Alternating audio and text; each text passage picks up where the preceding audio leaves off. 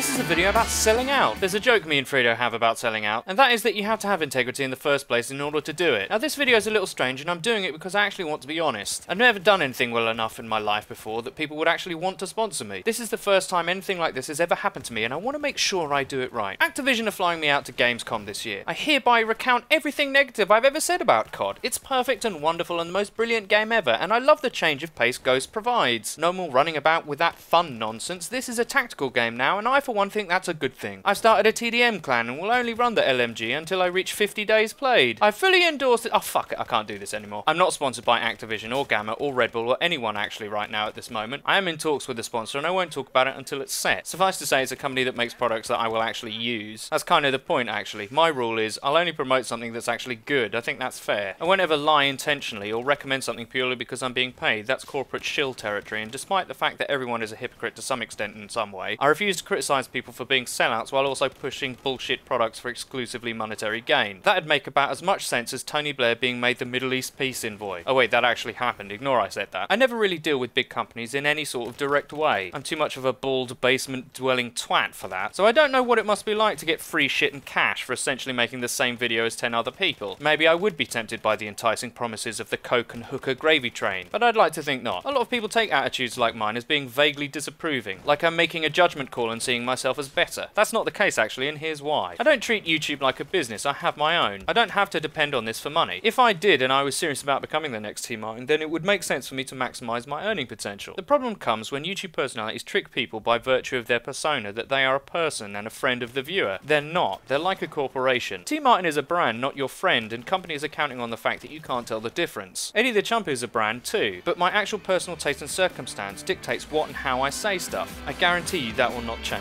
Oh, and one more thing. Buy Coca-Cola. Later, folks!